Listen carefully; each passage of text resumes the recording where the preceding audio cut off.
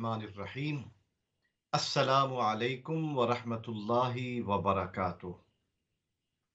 محترم ناظرین، آپ کا ہفتہ وار پروگرام حسن احوال اور آپ کا میزبان ڈاکٹر حافظ محمد منیر الازہری آپ کے ساتھ ہے۔ بڑے عرصے کے بعد ہماری ملاقات ہو رہی ہے۔ اس عرصہ میں آپ کا رمضان کا مہینہ گزرا اور دیگر کچھ مشاغل تھے جس کی وجہ سے ہم آپ کے ساتھ ملاقات نہ کر سکے، لیکن اللہ کی مشیت اب تھی اور اب ہم آپ سے محو گفتگو ہیں۔ آج کی اس نشست میں انشاءاللہ سورہ ہجر جو کہ قرآن مجید کی 15ویں سورت ہے،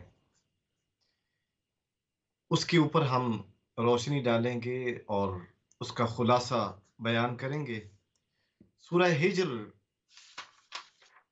یہ مکہ پاک میں نازل ہوئی اور اس کی آیتوں کی تعداد 99 ہے اور اس کے اندر رکوعوں کی تعداد 6 ہے،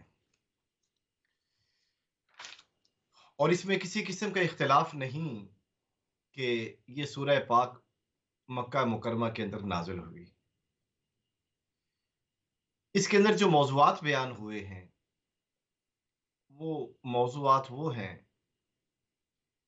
جو اہل مکہ ہمیشہ ذکر کرتے تھے، بات کرتے تھے۔ آپ صلی اللہ علیہ وآلہ وسلم نے جب ان کے اوپر اسلام پیش کیا تو انہوں نے طرح طرح کے بہانے کیے، تو قرآن نے ان کا نفسیاتی تجزیہ پیش کیا کہ وہ کس قسم کے نفسیاتی امراض کا شکار تھے۔ سورت کی ابتدا یہاں سے ہوتی ہے الف لام را تلک آیات الکتاب و قرآن مبین۔ الف لام را یہ حروف مقطعات ہیں جن کا علم اللہ کو ہے یا اس کے بتانے سے اس کے رسول مکرم صلی اللہ علیہ وآلہ وسلم کو ہے۔ یہ کتاب کی، اس مقدس کتاب کی آیات ہیں اور یہ روشن اور واضح قرآن ہے۔ ربما یود الذین کفروا لو کانوا مسلمین، کہ قیامت کے دن عذاب میں گرفتار ہونے کے بعد بہت سارے کفار یہ آرزو کریں گے کہ کاش کہ وہ مسلمان ہوتے۔ اس لیے اس سپارے کا نام ربما رکھا گیا، کاش۔ ربما کا معنی ہوتا ہے کاش۔ ہر قرآن کے ہر جز کا ایک نام ہے اور اس جز کا نام جو ہے یہ ربما ہے۔ ربما کا معنی ہوتا ہے کاش۔ تو قیامت کے دن کفار یہ بار بار خواہش کریں گے، اللہ کی بارگاہ میں عرض کریں گے کہ یا اللہ تو ہمیں دنیا میں دوبارہ بھیج دے، ہم دنیا میں جا کر ایمان لائیں گے، نیک عمل کریں گے، تیری وحدانیت کا پرچار کریں گے اور پھر ہم نیک بندے بنیں گے اور کامیابی کے ساتھ تیری بارگاہ میں حاضر ہوں گے۔ لیکن اب وقت گزر چکا ہے، چونکہ اس دنیا میں ہم جو کچھ بھی سمجھتے ہیں وہ سارا کا سارا یہ دنیا ہے، دنیاوی مال و متاع ہے، پیسہ ہے، یہ سب کچھ ہے۔ اس کے علاوہ ہمارے پاس زندگی گزارنے کے لیے اور کوئی سوچ نہیں اور کوئی فکر نہیں۔ ہمارا فوکس دنیا کے اوپر ہے۔ اس لیے اللہ رب العزت نے اپنے محبوب پاک صلی اللہ علیہ وآلہ وسلم کو ارشاد فرمایا آیت نمبر 3 میں سورہ ہجر کی، ذرہم یاکلوا ویتمتعوا، اے محبوب صلی اللہ علیہ وآلہ وسلم آپ انہیں چھوڑ دیں کہ وہ کیا کریں، کھائیں، ویتمتعوا، لطف اٹھائیں زندگی کا، ویلہہم الامل، اور غافل رکھے انہیں جھوٹی امید، فسوف یعلمون، ان قریب ایک وقت ایسا آنے والا ہے جب وہ سب کچھ جان لیں گے۔ اب اس آیت کو ہم اپنی زندگی کے اوپر منطبق کریں، جو نفسیاتی تجزیہ قرآن ان کا پیش کر رہا ہے جو اہل مکہ ہیں اور آپ صلی اللہ علیہ وآلہ وسلم کے اولین مخاطب ہیں۔ اگر ہم اس کو اپنی زندگی کے اوپر منطبق ہوتا ہوا دیکھیں تو آج ہماری یہی صورتحال ہے۔ ہم نے دولت کو اور پیسے کو، منصب کو، زندگی کی عیش و آرام کو سب کچھ سمجھ لیا۔ ہم یہ چاہتے ہیں کہ ہمارے پاس کھانے پینے کے لیے وافر ہو، بڑی گاڑی ہو، یہ ساری چیزیں ہوں۔ آپ یہ سوچیں گے کہ عجیب بات ہے کہ قرآن کیا ان چیزوں سے روکتا ہے کہ ہم فائدہ نہ اٹھائیں؟ کیا ہم یہ چیزیں استعمال نہ کریں؟ قرآن ہرگز ان چیزوں کے استعمال سے نہیں روکتا۔ قرآن برملا کہتا ہے کہ آپ ان چیزوں کا استعمال کریں، اللہ نے جو دولت دی ہے اسے بھی استعمال کریں، اللہ رب العزت نے جو منصب دیا ہے اسے بھی استعمال کریں، لیکن ان ساری چیزوں کو اپنے دل میں جگہ نہ دیں۔ گاڑی ہو، پیسہ ہو، سٹیٹس ہو، دنیاوی ساری آسائشیں ہوں، یہ زندگی گزارنے کا ایک ذریعہ ضرور ہے لیکن یہ زندگی کا مقصد نہیں ہے۔ زندگی کا مقصد کیا ہے؟ زندگی کا مقصد اللہ تعالیٰ کی عبادت ہے، اللہ تعالیٰ کی پہچان ہے۔ تو اہل مکہ کی نفسیاتی حالت کا تجزیہ قرآن نے پیش کیا کہ وہ بڑی تجارت کو اور بڑے منصب کو اور سٹیٹس کو زندگی کا کل مقصد سمجھا کرتے تھے کہ یہی ہماری زندگی کے مقاصد ہیں۔ تو اللہ رب العزت نے واضح طور پہ فرمایا کہ تم اسے زندگی کا کل مقصد نہ سمجھو، یہ زندگی گزارنے کے ذرائع ہیں اور ان ذرائع کو اختیار کرو اور ان ذرائع کے ذریعے آگے بڑھنے کی کوشش کرو۔ ان ذرائع کو اللہ کی عبادت کے لیے استعمال کرو۔ اچھا گھر ہے، اللہ تعالیٰ کا شکر ادا کریں، ہم ایک کمرہ خاص کریں، اس کے اندر ہم قرآن پڑھیں، عبادت کریں، تہجد کی نماز ادا کریں۔ پھر اللہ رب العزت نے ارشاد فرمایا کہ جتنی بھی پہلی بستیاں ہم نے تباہ کی ہیں تو ہم نے یکدم تباہ نہیں کی وہ بستیاں، بلکہ انہیں ایک وقت دیا کہ تمہارے پاس 60 سال ہیں، 70 سال ہیں، 20 سال ہیں، اور کئی قوموں کو 900 سال دیے گئے، 1000 سال دیا گیا۔ 1000 سال وہ اللہ کی نعمتوں سے فائدہ اٹھاتے رہے۔ انبیاء نے آ کے انہیں سمجھایا۔ حضرت نوح علیہ السلام، وَلَقَدْ أَرْسَلْنَا نُوحًا إِلَىٰ قَوْمِهِ فَلَبِثَ فِيهِمْ أَلْفَ سَنَةٍ إِلَّا 50 عَامًا۔ ہم نے حضرت نوح علیہ السلام کو ان کی قوم کی طرف بھیجا، آپ اس قوم کے اندر 950 سال رہے۔ تو 950 سال کا مطلب کیا ہے کہ جب آپ کی ولادت باسعادت ہوئی تو جوان بھی تو ہوئے، تو کم و بیش 1000 سال تو ملا اس قوم کو۔ کیا 1000 سال کم ہے؟ 1000 سال سوچنے کے لیے، سمجھنے کے لیے کیا کم ہے وقت؟ بہت زیادہ وقت ہے۔ ہماری عمریں کیا ہیں؟ 70 سال، 80 سال، 90 سال۔ اللہ رب العزت ارشاد فرماتے کہ ہم نے ہر قوم کو ایک وقت دیا ہے کہ اس وقت میں آپ نیکی کریں، برائی کریں، جو بھی کریں گے اس کا ثواب یا سزا قیامت کے دن ملے گی۔ اور جو وقت ہے وہ نہ آگے ہوگا نہ پیچھے ہوگا۔ جو مقررہ وقت اللہ نے آپ کو دیا ہے اسی وقت میں جان قبض ہو جائے گی۔ تو ان آیات میں اہل مکہ کی نفسیاتی تجزیاتی حالت کو پیش کیا گیا،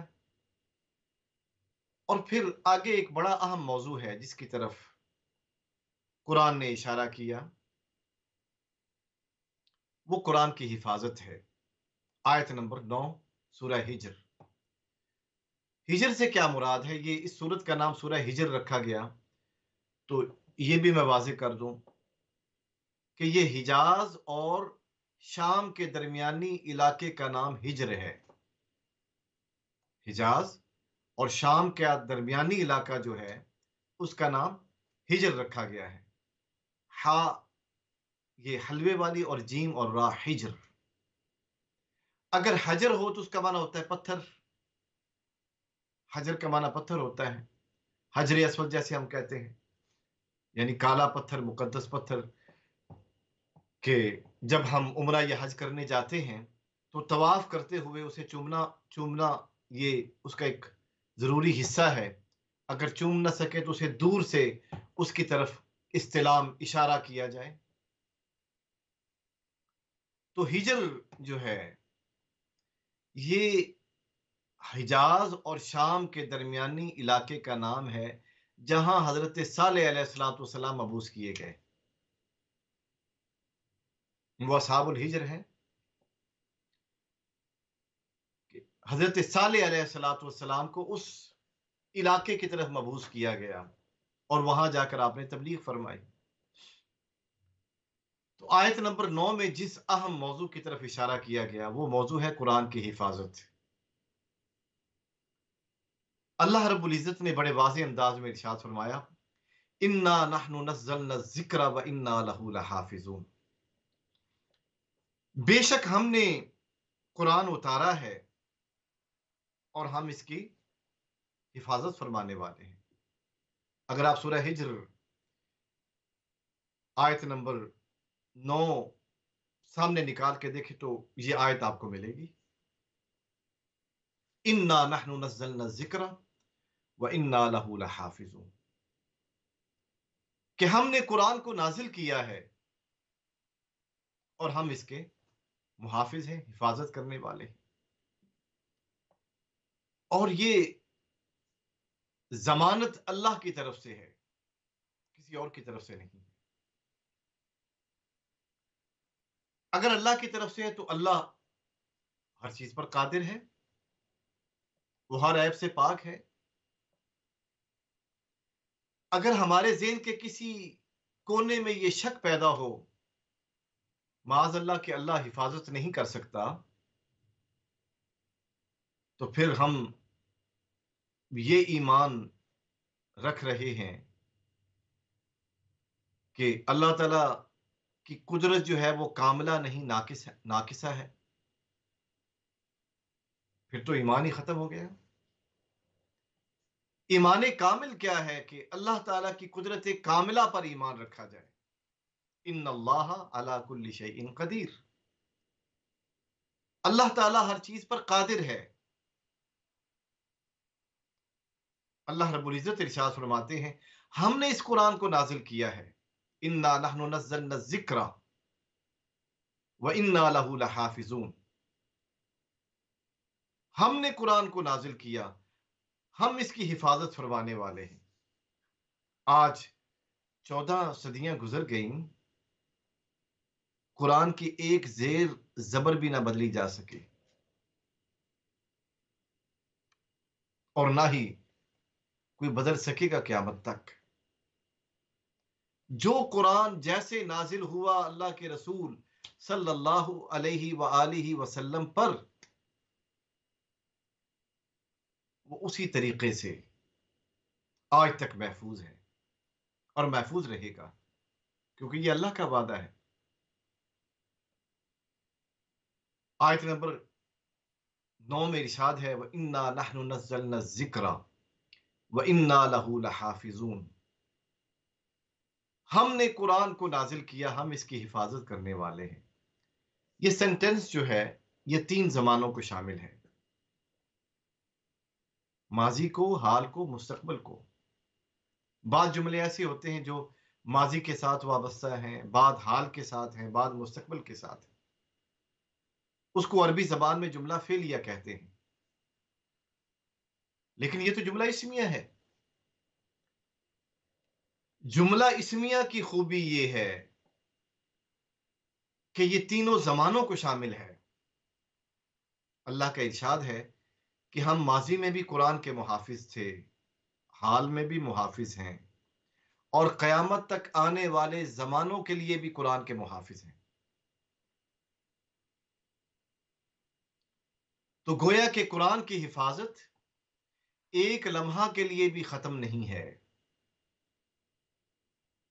یہ حفاظت ہمیشہ کے لیے ہے۔ اس لیے بڑے واضح انداز میں قرآن نے اس اسلوب کو اختیار کیا کہ قرآن کی حفاظت کا ذمہ یہ خدا کے ذمے ہے،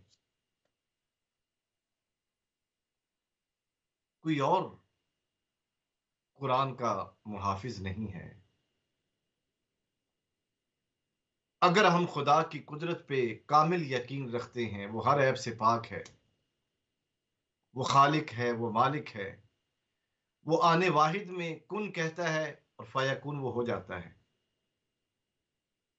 تو پھر ہمیں اس بات پر کامل یقین رکھنا ہوگا کہ جب اللہ کی ذات اس کامل یقین کے ساتھ ارشاد فرما رہی ہے تو دنیا کی کوئی طاقت اس قرآن میں ایک زیر زبر کا تغیر اور تبدل نہیں کر سکتی۔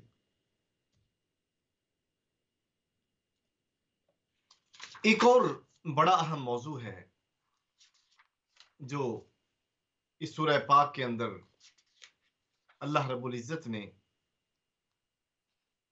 ارشاد فرمایا کہ زمین کے وارث ہم ہیں۔ بسا اوقات ہم یہ سمجھتے ہیں کہ زمین، یہ جائیداد، یہ سب کچھ ہمارا ہے۔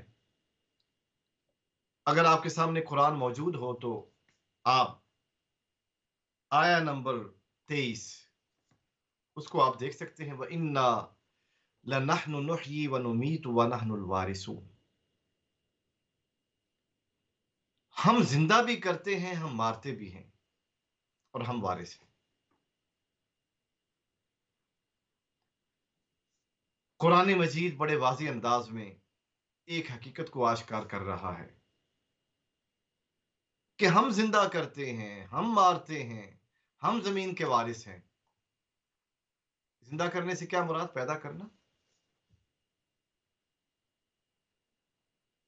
اور مارنے سے کیا مراد؟ جب ان کی مدت ختم ہو جاتی ہے، اسرائیل فرشتہ رب بھیجتا ہے، وہ روح قبض کرتا ہے اور بات ختم ہو جاتی ہے۔ زمین کا وارث اللہ ہے۔ سورہ رحمان کے اندر ارشاد ہے کل من علیہا فان ویبقا وجہ ربک ذو الجلال والاکرام، جو بھی اس روئے زمین پر ہے وہ فنا ہونے والا ہے، لیکن ویبقا وجہ ربک ذو الجلال والاکرام، آپ کے رب کی ذات جو بڑی عزتوں اور شانوں والی ہے وہ ہمیشہ رہے گی۔ اسی کی زمین ہے، اسی کی کائنات ہے، اسی کا سب کچھ ہے۔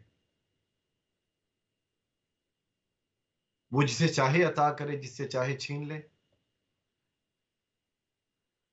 وہ مالک ہے ہر چیز کا، وہ جس طرح چاہتا ہے کرتا ہے۔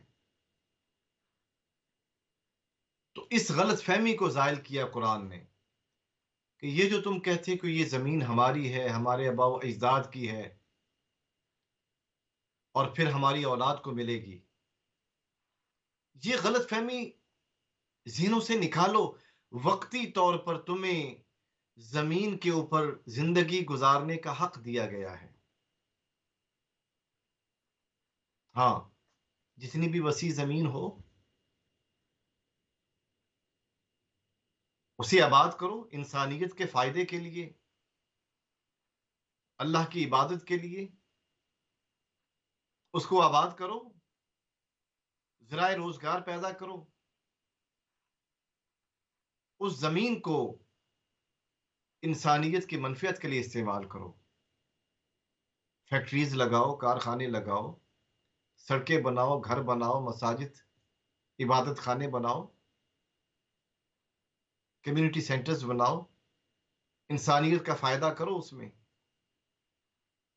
لیکن یاد رکھو کہ تمہیں ڈیوٹی دی گئی ہے چند سالوں کی، چند مہینوں کی، اس ڈیوٹی کو احسن طریقے سے ادا کرو، پھر آگے بڑھ جاؤ۔ نہ یہ زمین میری نہ اور کسی کی، اپنی ڈیوٹی کو اچھے طریقے سے ادا کرو اور ادا کرنے کے بعد آگے بڑھو۔ پھر دیکھو اللہ رب العزت تمہیں کیسے عزتیں عطا کرتا ہے۔ اور قرآن میں ایک اور جگہ ارشاد ہے 17ویں پارے کے اندر، وَلَقَدْ كَتَبْنَا فِي الزَّبُورِ مِن بَعْدِ الذِّكْرِ، کہ ہم نے زبور کے اندر یہ بات لکھ دی ہے۔ کیا لکھی؟ ان الارض یرثها عبادی الصالحون، کہ زمین کے وارث ہمارے نیک بندے ہیں۔ جو اللہ کے نیک بندے ہیں وہ زمین کے وارث ہوا کرتے ہیں۔ اللہ نے اپنے نیک بندوں کو زمین کا وارث بنا دیا۔ اگر زمین کی وراثت چاہیے تو پھر اللہ کے نیک بندوں کی صحبت اختیار کرو، کیونکہ ان کے اندر لالچ نہیں ہے۔ ان کے ذہن میں کیا ہوتا ہے کہ ہم ایک تھوڑی مدت کے لیے اس زمین پر بھیجے گئے، اللہ نے ہمیں پیدا کیا، ہمیں ایک ذمہ داری دی گئی ہے، اس ذمہ داری کو ہم نے ادا کرنا ہے۔ اور ذمہ داری کیا ہے؟ انسانیت کی خدمت۔ اگر ہم انسانیت کی خدمت کرتے ہیں تو اللہ رب العزت ہمیں عزتوں سے سرفراز فرماتے ہیں۔ اگر ہم انسانیت کی خدمت نہیں کرتے تو پھر جو وقت ہے وہ تو گزر جائے گا، لیکن وقت گزرنے کے بعد جو افسوس ہوگا وہ وہی ہے جو اس سپارے کا موضوع ہے، اہم ربما۔ پھر وہ خواہش کا اظہار کریں کہ کاش ہم یوں نہ کرتے، ہم ایسے نہ ہوتے۔ کہ اس پورے سپارے کا نام ربما ہے، 14واں پارہ، کہ وہ اس وقت کے آنے سے پہلے کہ جب کاش ہو آپ سدھر جائیں۔ محترم ناظرین، ابھی ہمارے پاس ایک بریک کا وقت ہوا چاہتا ہے، تھوڑی دیر میں ہم ایک مختصر سی بریک کے اوپر جائیں گے اور بریک کے بعد پھر ہم آپ کے ساتھ ہوں گے اور پروگرام کے دوسرے حصے میں انشاءاللہ آپ کے سوالات ہوں گے اور ان کے جوابات دیے جائیں گے۔ ایک مختصر سی بریک ہے اور بریک کے بعد ہم دوبارہ آپ کے ساتھ ہوں گے، ہمارے ساتھ رہیے گا۔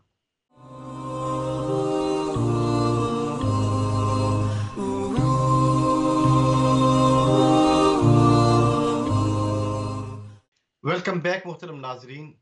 بریک پر جانے سے پہلے ہم نے سورہ ہجر کے موضوعات کے اوپر گفتگو کی۔ اب پروگرام کا دوسرا حصہ ہے، اس میں آپ کے سوالات لائیو لیے جاتے ہیں اور ان کے جوابات دیے جاتے ہیں۔ سکرین پر دیے گئے نمبر کو ڈائل کر کے آپ اپنے سوالات پوچھ سکتے ہیں۔ ہم بیان کر رہے تھے سورہ ہجر کے موضوعات کو، اور ہجر کے حوالے سے ہم نے بیان کیا کہ یہ شام اور حجاز کے درمیانی علاقے کا نام ہے جہاں پر حضرت صالح علیہ الصلاۃ والسلام مبعوث کیے گئے۔ ہمارا جو اگلا موضوع ہے جو ان آیات میں بیان کیا گیا، وہ موضوع ہے حضرت آدم علیہ الصلاۃ والسلام کی تخلیق۔ یہ موضوع سورہ بقرہ کے اندر بھی بیان ہوا، سورہ آراف کے اندر بھی بیان ہوا، اور اب جو ہے سورہ ہجر کے اندر بھی بیان ہو رہا ہے۔ وہ کنورسیشن جو شیطان کی اللہ کے ساتھ ہوئی وہ یہاں پر بھی بیان ہو رہی ہے۔ سورہ بقرہ کے اندر بھی اس ڈائلاگ کو بیان کیا گیا، سورہ آراف کے اندر بھی، اور اب سورہ ہجر کے اندر بھی بار بار قصہ تخلیق آدم، حضرت آدم علیہ الصلاۃ والسلام کی پیدائش کو بار بار کیوں بیان کیا جا رہا ہے؟ اس لیے بیان کیا جا رہا ہے تاکہ اللہ تعالی کی عبادت اور انسان کی اہمیت کو واضح کیا جا سکے کہ انسان اس روئے زمین پر اللہ کی ذات کے لیے پیدا کیا گیا ہے۔ محترم ناظرین، ایک کالر ہمارے ساتھ ہیں، آئیے دیکھتے ہیں وہ ہم سے کیا پوچھتے ہیں۔ السلام علیکم۔ وعلیکم السلام ورحمۃ اللہ وبرکاتہ۔ بیٹے میرا یہ سوال ہے السلام کہ علیکم میں ورحمۃ اللہ آزاد کشمیر وبرکاتہ۔ میں آزاد کشمیر کی رہنے والی ہوں۔ وہاں میرا بھی گھر، میری بیٹی کا بھی گھر ہے، اور محلے والے لوگ ہیں آس پاس میں، ادھر تو پانی نہیں ہے۔ اگر میں وہاں پانی بورنگ کراؤں، زکوٰۃ کی پیسے کا تو ہو سکتی ہے؟ جی، ہماری بہن نے سوال پوچھا ہے کہ کیا زکوٰۃ کے پیسوں سے کسی کے لیے نلکا جو ہے وہ لگوایا جا سکتا ہے؟ یقیناً یہ لگوا سکتے ہیں آپ، کیونکہ زکوٰۃ جو ہے وہ مسکینوں کے لیے، غریبوں کے لیے ہوتی ہے۔ تو جو پانی کا نلکا آپ لگوائیں گے تو وہ غریبوں، مسکینوں اور راہ چلتے مسافروں کے لیے۔ تو قرآن نے جن مصارف زکوٰۃ کو بیان کیا ہے ان میں انما الصدقات للفقراء والمساکین، فقراء کے لیے زکوٰۃ ہوتی ہے اور مسکینوں کے لیے ہوتی ہے، وابن السبیل، اور جو مسافر ہوتے ہیں ان کے لیے ہوتی ہے۔ تو جو پانی کا نلکا آپ لگوا رہے ہیں وہ غرباء کے لیے، مساکین کے لیے، راہ چلتے مسافروں کے لیے زکوٰۃ ہے۔ اگر آپ پیسے دیں گے تب بھی وہ آپ کی زکوٰۃ ادا ہو جائے گی، اگر آپ اس کا نلکا لگواتے ہیں تب بھی آپ کی زکوٰۃ ادا ہو جائے گی۔ اللہ رب العزت ہمیں زکوٰۃ کے مسائل سمجھنے کی توفیق عطا فرمائے۔ ایک اور کالر ہمارے ساتھ ہیں، دیکھتے وہ ہم سے کیا پوچھتے ہیں۔ جی السلام علیکم۔ جی وعلیکم السلام مولانا صاحب، میرا ایک سوال ہے۔ بھئی ایک عورت ہے، اس کو طلاق ہوتی ہے، تو وہ پہلی طلاق سے وہ عدت شروع کرے گی یا آخری تیسری طلاق سے عدت شروع کرے گی؟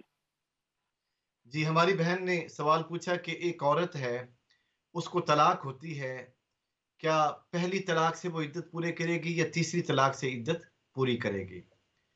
تو اس میں یہ ہے کہ اگر پہلی طلاق اس نے دی ہے اور پہلے مہینے میں اگر اس نے رجوع نہیں کیا تو اس کے بعد وہ طلاق بائن ہو جائے گی۔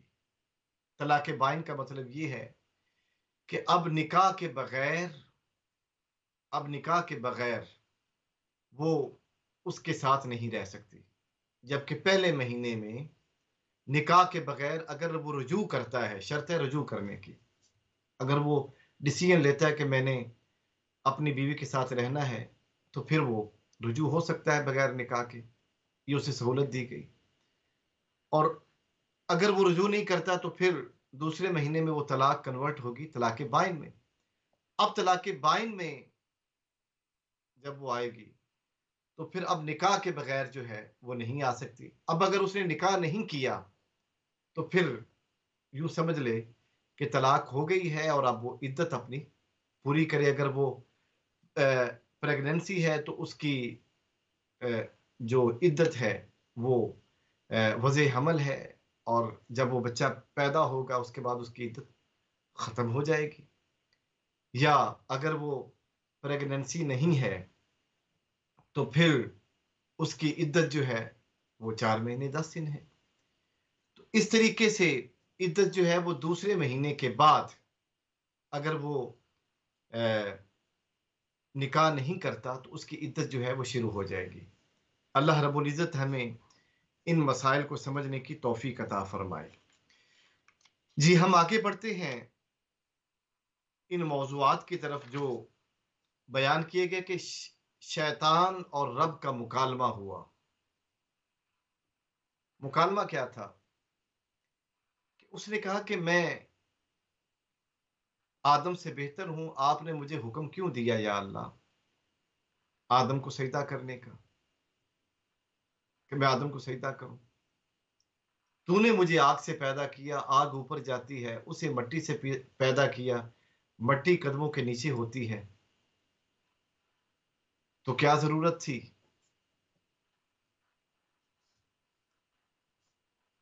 مجھے حکم دینے کی؟ میں بہتر ہوں، اور جو بہتر ہوتا ہے اس کے سامنے جھکا جاتا ہے. آپ نے مجھے کیوں حکم دیا؟ اللہ رب العزت نے ارشاد فرمایا کہ تو نے تکبر کیا ہے، اب تو میری بارگاہ سے نکل جا، اب تو میری بارگاہ میں رہنے کے قابل نہیں ہے، کیونکہ میں اسے عزتیں عطا کرتا ہوں جو تواضع اختیار کر. حدیث پاک ہے من تواضع للہ رفعہ اللہ، جو اللہ کے لیے تواضع کرتا ہے اللہ تعالیٰ اسے بلندیاں عطا فرماتے ہیں. اسے جھکایا نہیں جاتا، اسے بلندیاں عطا کی جاتی ہیں جو تواضع اختیار کرتا ہے.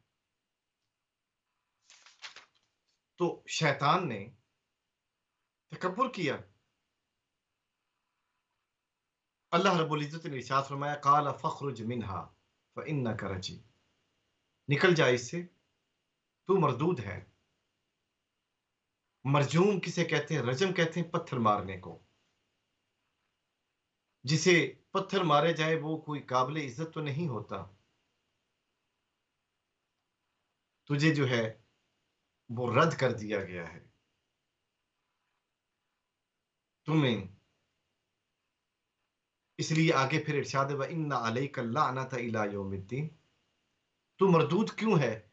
تم پر رب کی لعنت کے پتھر قیامت تک برسائے جاتے رہیں گے. رب کی لعنت کے پتھر تم پر پڑتے رہیں گے قیامت تک کے لیے. جب یہ اللہ نے ارشاد فرمایا تو شیطان کہنے لگا قال ربی فانظرنی الی یوم یبعثون، اے میرے رب تو وہ بھی مانتا تھا، اس نے رب کا تو انکار نہیں کیا. یہ بڑا نکتہ ہے، قابل غور، اس کو سمجھنا ہے. شیطان بھی رب کو مانتا ہے، توحید کو تو وہ بھی مانتا ہے. قال ربی، اس نے کہا کہ میرے رب فانظرنی الی یوم یبعثون، مجھے قیامت تک مہلت دے دے. اللہ نے فرمایا کہ صرف مجھے ماننے سے کام نہیں بنے گا جب تک جسے میں کہہ رہا ہوں اسے مانو. میں نے کہا آدم کو مانو، تم نے آدم کو نہیں مانا علیہ الصلاۃ والسلام. اہل مکہ بعض لوگ بھی رب کو مانتے تھے،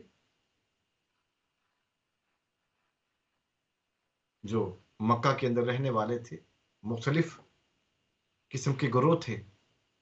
ایک گروہ رب کو مانتا تھا، ملت ابراہیمی کے اوپر کاربند تھا. اللہ نے فرمایا کہ میرے رسول کو مانو اور میرے اس بندہ خاص کے ذریعے پھر میری عبادت کرو، اس کی رسالت کا اقرار کرو، پھر مجھے خدا مانو، اس کے کہنے کے اوپر خدا مانو. اس لیے سورہ اخلاص کے اندر ارشاد ہوا قل هو اللہ احد، اے محبوب صلی اللہ علیہ وآلہ وسلم. یہ بھانت بھانت کی بولیاں بولتے ہیں آپ نے ارشاد فرمائے قل هو اللہ احد، کہ اللہ ایک ہے، الصمد وہ بے نیاز ہے، لم یلد ولم یولد نہ وہ کسی کا بیٹا نہ وہ کسی کا باپ، ولم یکن لہ کفوا احد اس کا کوئی ہمسر نہیں، اسی کو مانو اور اس کو مان کر آگے بڑھو تاکہ تمہیں زندگی کی عزتیں نصیب ہوں، تمہیں زندگی کی رعنائیاں نصیب ہوں۔ تو شیطان بھی رب کو مانتا تھا، لیکن اس نے نبی کو ماننے سے انکار کر دیا۔ گویا کہ جو نبی کو نہیں مانتا وہ شیطان کے راستے پر۔ اس نے مہلت مانگی، رب نے مہلت دے دی۔ رب نے کیا فرمایا؟ قال فإنك من المنظرین، اے شیطان تو ان لوگوں میں سے ہے جسے مہلت دی گئی قیامت تک کے لیے، الی یوم الوقت المعلوم، ایک مقررہ وقت تک تمہیں مہلت دی گئی۔ قال ربی بما اغویتنی، وہ بولا اے میرے رب جس کی وجہ سے تو نے مجھے دور کر دیا، لأزینن لهم فی الارض ولأغوینہم اجمعین، میں ان کے لیے اس زمین میں خوشنما خیالات بنا دوں گا، وہ ان خوشنما خیالات میں کھوئے رہیں گے، اور ان سب کو میں گمراہ کر دوں گا، الا عبادک منہم المخلصین، مگر تیرے مخلص بندے ہیں ان پر میرا وار نہیں چلے گا، ان پر میرا حملہ نہیں ہو سکے گا، کیونکہ اسے پتا تھا کہ جب حضرت آدم علیہ السلام اور جو فرشتے اس کے مخلوق ہیں ان پر میرا وار نہ چل سکا، حضرت آدم پر میرا وار نہ چل سکا، تو پھر اس کی جو ذریت میں مخلص لوگ ہیں ان پر میرا وار کیسے چل سکے؟ اس لیے اس نے کہا کہ میرا وار تیرے مخلص بندوں پر نہیں چلے گا۔ اخلاص کیا ہے؟ سنسیئرٹی کیا ہے؟ سنسیئر پرسن، اخلاص یہ ہے کہ دل میں کسی غیر کا خیال نہ ہو، صرف اللہ کا نام ہو۔ وما امروا الا ليعبدوا الله مخلصین لہ الدین، انہیں صرف اللہ کی عبادت کا حکم دیا گیا تھا، اسی کے لیے خالص ہو کے عبادت کریں۔ یا ہم دوسرے انداز میں اس آیت کا ترجمہ کریں کہ انہیں نہیں حکم دیا گیا تھا مگر وہ اللہ کی عبادت کریں، اسی کے لیے دین کو خالص کرتے ہوئے، حنفاء، شرک سے دور رہتے ہوئے، وَيُقِيمُ الصَّلَاةَ، نماز قائم کرتے ہوئے، وَيُؤْتُ الزَّكَاةَ، زکوٰۃ ادا کرتے ہوئے، وَذَلِكَ دِينُ الْقَيِّمَةِ، اور یہی دین قیم ہے۔ قَالَ هَذَا صِرَاطٌ عَلَيَّ مُسْتَقِيمٌ، اللہ نے ارشاد فرمایا کہ یہ وہ راستہ ہے جو میری طرف آتا ہے، سیدھا راستہ۔ ان عبادی لیس لک علیہم سلطان، اے شیطان میرے جو بندے ہیں ان پر تیرا وار نہیں چل سکے گا، تیرا بس ہی نہیں چلے گا، الا من اتبعک من الغاوین، مگر جو تیری پیروی کریں گے ان پر تیرا وار چلے گا۔ وَإِنَّ جَهَنَّمَ لَمَوْعِدُهُمْ أَجْمَعِينَ، بے شک جہنم جو ہے پھر ان کا ٹھکانہ ہے سب کا، لہا سبعۃ ابواب، اور جہنم کے 7 دروازے ہیں۔ قرآن نے ان 7 دروازوں کو بیان کیا کہ یہ 7 طبقوں کے نام کہہ لیں، یہ 7 دروازے ہیں، ان میں ایک جہنم ہے، ایک لظا ہے، ایک الحطمہ، السعیر ہے، السقر ہے، الجحیم ہے اور الحاویہ ہے۔ یہ وہ 7 نام ہیں یا وہ 7 درجے ہیں یا 7 طبقات ہیں جن کو قرآن نے خود بیان کیا اپنی آیات میں۔ جہنم یہ بڑا معروف نام ہے، اور اس کے بعد لظا، یہ بھی قرآن کے اندر استعمال ہوا۔ الحطمہ یہ بھی قرآن میں استعمال ہوا۔ السعیر قرآن نے اس کو بھی مینشن کیا۔ السقر قرآن نے اس کو بھی استعمال کیا۔ الجحیم قرآن کے اندر یہ بھی نام آتا ہے۔ الحاویہ قرآن اسے بھی استعمال کرتا ہے۔ آیت نمبر 44 ہے سورہ ہجر کی، اگر آپ اس کو اٹھا کر دیکھیں تو قرآن نے کہا کہ جہنم کے 7 دروازے ہیں یا 7 طبقات ہیں۔ ایک اور بڑی اہم بات، بسا اوقات اس دنیا میں رہتے ہوئے نیک لوگوں کے مابین بھی غلط فہمیاں پیدا ہوتی ہیں۔ نیک لوگ بھی غلط فہمیوں کا شکار ہوتے ہیں۔ تو اللہ رب العزت نے ارشاد فرمایا کہ جب قیامت کا دن ہوگا تو ہم اس کینے کو، اس حسد کو، اس غلط فہمی کو زائل کر دیں گے اور پھر وہ جنت میں داخل ہو جائیں گے۔ اگر نیک لوگوں کے مابین غلط فہمی پیدا ہو، سوء ظن پیدا ہو، تو اس کی بنیاد پر کفر کا فتویٰ نہیں لگانا چاہیے، بلکہ خاموشی اختیار کرنی چاہیے۔ ہم حکم لگانے میں جلدی کرتے ہیں، جبکہ حکم لگانے میں ہمیشہ احتیاط کرنی چاہیے، خاموشی اختیار کرنی چاہیے۔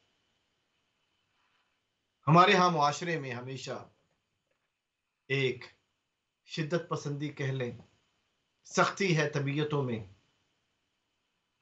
کہ ہم فوری طور پر جنت جہنم کا فیصلہ کر دیتے ہیں۔ یہ غلط ہے، یہ نہیں ہونا چاہیے۔ جنت اور جہنم اللہ کے ہاتھ میں، اسی کا فیصلہ ہے، جیسے چاہے وہ کرے، اور قیامت کے دن وہ خود کرے گا۔ ایمان اور کفر کا فیصلہ بھی اللہ تعالیٰ کریں گے۔ ہم کون ہوتے کہ اگر ہمارے مزاج کے خلاف بات سامنے آ جائے تو ہم تکفیر شروع کر دیں؟ یہ نہیں ہو۔ اگر کسی وجہ سے غلط فہمی پیدا ہو گئی ہے، تو اس غلط فہمی کی بنیاد پر ایک دوسرے کو برا بھلا نہیں کہا جائے گا، سکوت اختیار کریں، خاموش ہو جائیں۔ اگر آپ کے مزاج کے خلاف بات ہوئی ہے تو خاموشی اختیار کریں، قرآن کا اصول۔ اس لیے فرمایا کہ قیامت کے دن، اور آیت نمبر ہے 47، وَنَزَعْنَا مَا فِي صُدُورِهِم مِّن غِلٍّ إِخْوَانًا عَلَى سُرُرٍ مُتَقَابِلِينَ، اور ہم نکال دیں گے جو کچھ ان کے سینوں میں کینہ وغیرہ ہوگا، وہ بھائی بھائی بن جائیں گے قیامت کے دن، اور تختوں پر آمنے سامنے بیٹھے ہوں گے، گفتگو ہو رہی ہوگی قیامت کے دن۔ اور پھر آیت نمبر 80 میں وَلَقَدْ كَذَّبَ أَصْحَابُ الْحِجْرِ الْمُرْسَلِينَ، کہ اہل ہجر نے اللہ تعالیٰ کے رسولوں کو جھٹلا دیا۔ جیسا کہ میں نے پہلے ذکر کیا کہ ہجر جو ہے یہ حجاز اور شام کے مابین علاقے کا نام ہے، جہاں حضرت صالح علیہ الصلوۃ والسلام مبعوث کیے گئے۔ وہاں کے لوگوں نے رسولوں کو جھٹلایا، اللہ نے ان کا ذکر بھی کیا کہ دیکھو کہ تم نے اللہ کے بھیجے ہوئے رسولوں کو جھٹلا دیا۔ جو جھٹلا دیتا ہے اسے قیامت کے دن اللہ کے سامنے جواب دہ ہونا پڑے گا، اور پھر اس صورت کے آخر میں جا کر اللہ رب العزت اپنے محبوب کریم صلی اللہ علیہ الصلاۃ والسلام کو ارشاد فرما رہے ہیں، تسلی دے رہے ہیں۔ آیت نمبر 97 ہے، وَلَقَدْ نَعْلَمُ أَنَّكَ يَضِيقُ صَدْرُكَ بِمَا يَقُولُونَ۔ اے محبوب صلی اللہ علیہ وآلہ وسلم، ہم جانتے ہیں کہ بے شک آپ کا سینہ تنگ پڑتا ہے جو وہ کہتے ہیں، جو وہ کہتے ہیں، ہمیں علم ہے کہ آپ کا سینہ تنگ پڑتا ہے۔ وہ کیا کہتے ہیں؟ وہ بری بھلی باتیں کہتے ہیں، پھر اللہ کے بارے میں بدگمانی کا اظہار کرتے ہیں، آپ علیہ الصلاۃ والسلام کو آ کر لعن طعن کرتے ہیں، نعوذ باللہ من ذالک۔ آپ کا سینہ تنگ پڑ جائے میرے حبیب صلی اللہ علیہ وسلم، آپ پریشان نہ ہوں، ہمیں پتہ ہے کہ آپ کے سینے میں تنگی آ رہی ہے ان کی باتوں کی وجہ سے۔ ایک پہلو، دوسرا پہلو کہ وہ اللہ کی توحید کو نہ مان کر، آپ کی رسالت پہ ایمان نہ لا کر وہ جنت سے دور ہو رہے ہیں، جہنم کے نزدیک جا رہے ہیں، اور آپ پریشان ہیں کہ آپ انسانیت کو بچانا چاہتے ہیں، اس کی وجہ سے بھی سینہ تنگ پڑ رہا ہے آپ کا۔ تو اب اس حالت میں اللہ کا حکم کیا ہے؟ اللہ تعالیٰ اپنے حبیب مکرم صلی اللہ علیہ وآلہ وسلم کو حکم دے رہے ہیں، فسبح بحمد ربک وکن من الساجدین۔ اللہ تعالیٰ کی تعریف کے ساتھ تسبیح بیان کیجیے اور سجدہ کرتے رہیں بار بار۔ جب سینے میں تنگی پیدا ہو، آپ کی تبلیغ کا اثر نہیں ہو رہا، دعوت کو نہیں مانا جا رہا، تو پھر سجدہ کرنا شروع کر دیں۔ اللہ کی بارگاہ میں سجدہ گناہ ہو جائے، سجدہ کرتے رہیں۔ وَاعْبُدْ رَبَّكَ حَتَّى يَأْتِيَكَ الْيَقِينُ، اور رب کی خوب عبادت کریں یہاں تک کہ اللہ کا حکم آ جائے۔ گویا کہ ایک نسخہ بتا دیا کہ جب انسان غموں کا شکار ہو تو پھر سجدہ کرے۔ آپ صلی اللہ علیہ وآلہ وسلم مصیبت کے وقت 2 نفل نماز ادا فرمایا کرتے تھے، یہ سنت ہے۔